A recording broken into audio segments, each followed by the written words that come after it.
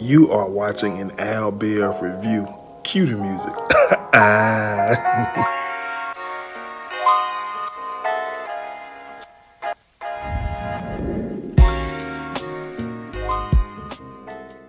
What's going on, guys? Welcome back to my channel. I'm here with the Oval recap. New, subscribe. Oh man, look at this show. This show has potential. It does. Here's where I want to start. So, this episode, Richard, he shows up to work, I guess the day after, right? Well, ain't nobody get shot, by the way, Richard or Bear, okay? Should have known, typical Tyler Perry, right? It's too early in the show for somebody to die. So anyway, he shows up to work.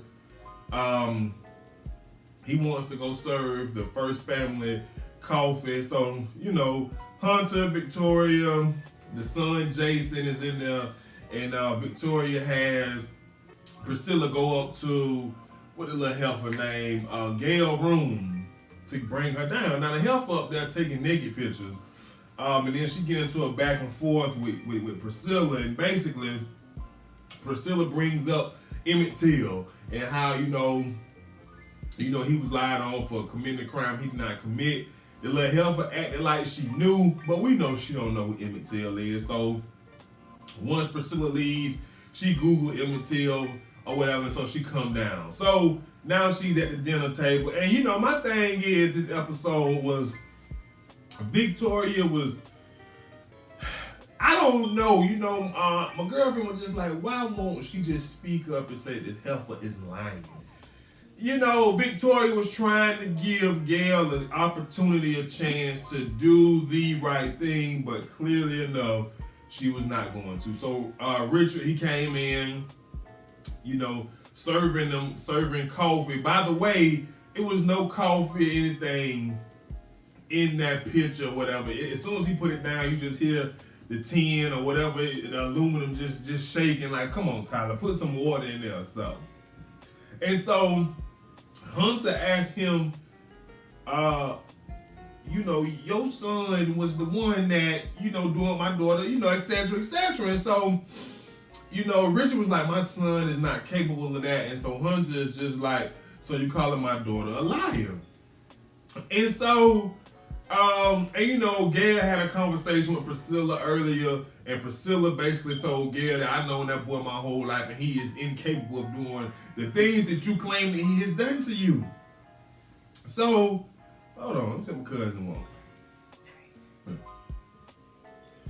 So yeah, Priscilla had the conversation about Emmett Till. She Googled Emmett Till. So anyways, back to the whole dinner table. So President, Franklin Hunter, whatever it is I'm gonna call him, he talking all that big boy talk before Richard got there, talking about somebody he gonna make that boy pay. And the whole time when Richard came in and before Richard got there, Victoria just sitting over there, just looking at Hunter as well as looking at Gail, and with this look, and I'm just like, now part of me was pissed off. I'm like, speak up, what I'm saying, let the man know or whatever. So when Richard came in, Hunter talking all that big boy talk, and he ended up telling Richard to get his stuff, and he fired.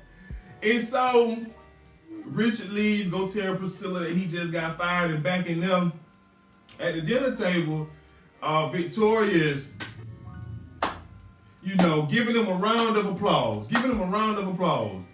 and she said, great acting job, or whatever she says, and she goes and tell that your daughter a liar. And basically how Victoria got Gail to tell the truth was by saying there's cameras all over this place, run the cameras back. And so she confessed, and Victoria told Hunter that he need to call Richard, apologize to him, and make sure that he back at work tomorrow as soon as possible. But it was just crazy how that little girl, after you read about Emmett Till, the fact that you was just gonna sit there and let an innocent man go to jail, go to prison, or whatever the case is, because you were drunk, says a lot about her as well as her, this family. So sticking with Victoria, because I'm gonna hit Victoria and I'm gonna just leave it alone. The show pretty much picked up the first thing she was in.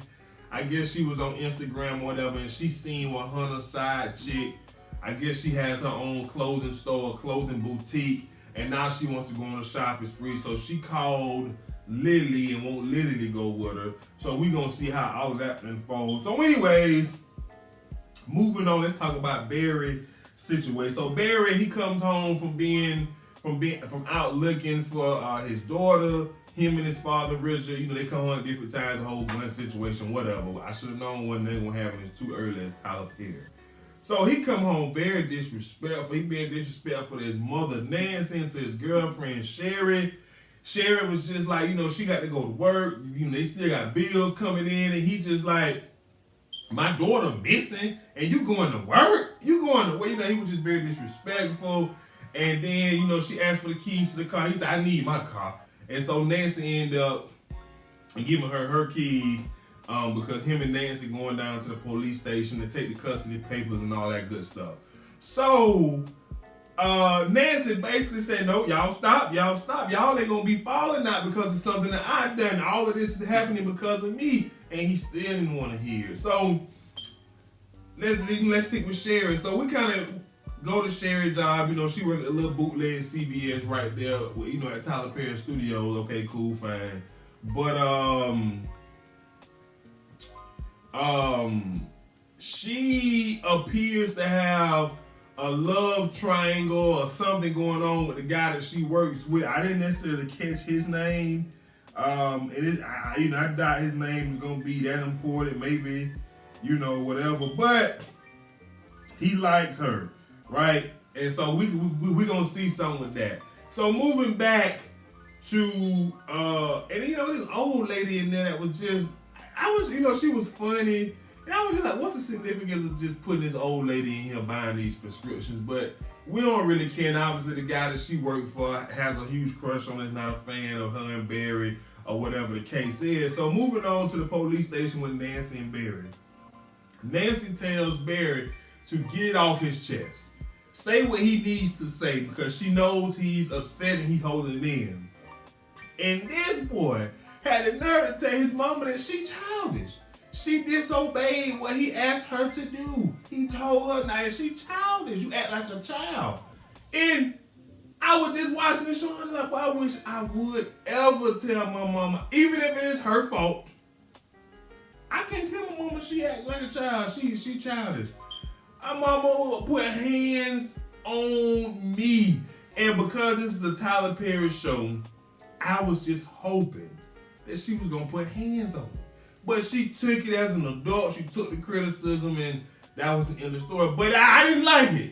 I'm going to just tell you, I wish I would call my mama childish. Even if she in the wrong. I know I wasn't raised like that. So anyways, they sit down with the detective.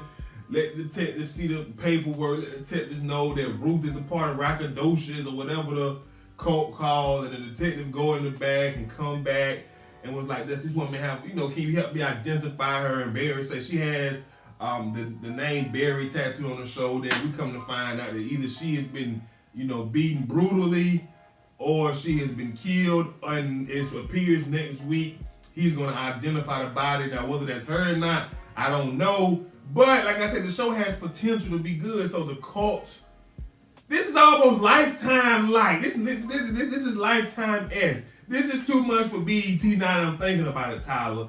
A cult killed the baby mama to get the little girl because she's the chosen one, and you gonna have the Oval and all the BS going on over here with the Oval, and then you're gonna have all the BS is going on with the cult. This too much for BET, Tyler. You might be in over your head. I might be a little wrong, so that's pretty much how the show went off. So, rewind. Let's talk about the Donald and his lady Lily. Now, I know I'm not in sequence with this, but it don't really matter because the show just kind of all over the place. So, this episode, the Donald is, it's his first day of being, chief of staff, so he's feeling a little good about himself. He conversating with his wife as if he's interested, which we know he isn't. He likes to sword fight, if you know what I mean. So anyways, Lily's still asking about Bobby, and he just keeps telling her You didn't kill, you didn't shoot anyone, you shot an animal, don't worry about it, you did what you had to do, etc., etc. So, you know, and then, like I say, Victoria calls her, so she getting ready to go shop, right? Okay, cool. So, the Donald is getting ready to go to work. Who other than his personal security or lead head of security, Kyle, his baby daddy, is waiting to escort him to the White House, and he is refusing with every piece of blood in his body. You ain't taking me nowhere. And you know, it's kind of funny to be completely honest. The fact that he has his guard up this much about Kyle, because first of all, why is he still even working there if y'all had a situation going on? Second of all, he said he gonna reassign him as soon as he gets to the White House, which is gonna raise some flags. Like, you trying to reassign security detail, but okay, whatever. So that's that. So Kyle is so in love with the Donald. So he goes to wherever they holding Bobby at. He tell Max, the other security guard, the other whatever, to leave. He gonna handle him getting the talk. We find out that Kyle and Bobby are working together. And I'm gonna say this once again, Tyler is in over his head, because we got so much good going over here with the White House. Then we got this whole rackadocious coach. He might be in over his head, but Kyle nasty. He licking this man blood and touching on him while he, you know, and so he asking Bobby, did anything happen? And he sleep with her yet, and all that good stuff. And Bobby feeling Lily.